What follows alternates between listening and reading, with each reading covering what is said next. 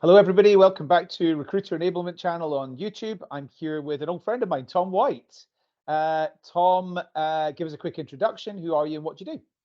Sure. I'm Tom White, so I'm Global TA Director at RPS Group. Been here about 9 months. I'd say I'm industry agnostic because I tend to go into different places, different industries, and that's what I enjoy. So yeah, been here 9 months, thoroughly enjoying it. We are in the midst of acquisition by an American firm called Tetra Tech. So lots of kind of harmonization things going on, and really timely to have a chat with you today, Adam. Yeah, you are industry agnostic, but you've worked in construction and you've also worked in professional services at I Grant have Thornton. indeed, So yes. you had everything that was needed for this job, I think. So recruiter enablement, you've worked in a lot of different organizations. Like what's recruiter enablement to you? I think recruiter enablement to me, I think if I can, I suppose, define it, and there's lots of different ways to it, as we know. For me, it's, I suppose, processes, tools, and being able to make, most importantly, your team's life a lot easier and a lot more simple. And also for your candidates and your hiring manager. So the experience as well needs to be great. So whatever you can do to make your life a lot easier, I personally think that this is an area that needs addressing because it feels like no matter where I go from a talent perspective, talent acquisition perspective, it feels very similar to probably what it was when I met you many, many moons ago, far too many years ago back at Grant Thornton. Yeah, no, I absolutely agree with that. And I've said this a couple of times recently, but we seem to have moved towards like avatars doing interviews and like recruiterless processes and all sorts of different things. But we've actually skipped a lot of the basics. And so when the recruiters are like having to do their talent sourcing and their interviewing and all that kind of thing, they're often reinventing the wheel again and again, I think, because yeah, we've skipped a lot of enablement. Could you like tell me about some of the things that maybe you've done over the years that have helped make life easier for recruiters? Yeah, sure. I think, look, I think immediately what springs to mind is it's about guidance for me, right?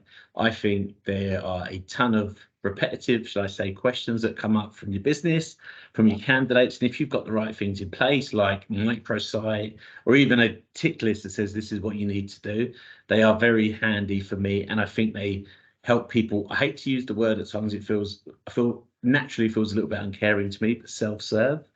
In Yeah. every area in procurement, you understand what you need to do to go and get your expenses paid, and you follow that. With talent, because it's people, I think we are naturally as recruiters tend to want to do the best by people. So I'll book half an hour out to talk you through a process that actually you could do by yourself, and you've got it there, and you've got all the tools, you've got the videos embedded, you've got every piece of guidance there. So for me, it's about taking away a lot of that stuff. So for me, I want my team, especially if I'm being selfish about this, but my team to be able to focus on what they're great at.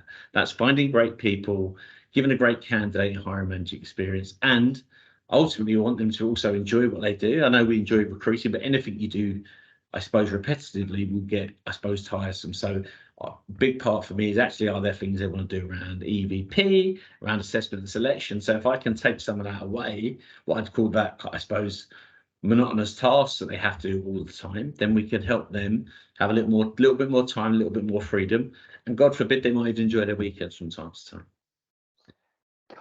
You just said so many great things, by the way. Like writing a summary of this video is going to be quite challenging because I got to get it into like 500 characters. But you've honestly touched on so many different things. But the one thing I want to really bring out here is the recruiter like psyche. So I think you're absolutely correct. We go above and beyond, and maybe we're shooting ourselves in the foot there. And I think the reason we go above and beyond is because a lot of us came from recruitment agencies where we were told you answer the phone as soon as it rings, you get back to people on time, you get back to people promptly, you do what needs to be done to like grease the wheels and make things happen. Absolutely. Or some people have come from HR where again it's all about people, it's a lot of red carpet treatment or white glove kind of treatment. And comparing to other teams, you try and talk to somebody in finance, you do go through self-serve first, or payroll self-serve first, or procurement self-serve first, and repetitive tasks, absolutely repetitive questions. It's going to be probably a lot easier for our hiring managers and candidates if we can just send them a link like each Absolutely. time, and they can learn in 30 seconds rather than us putting the 15 minutes in their diary and wasting our own time.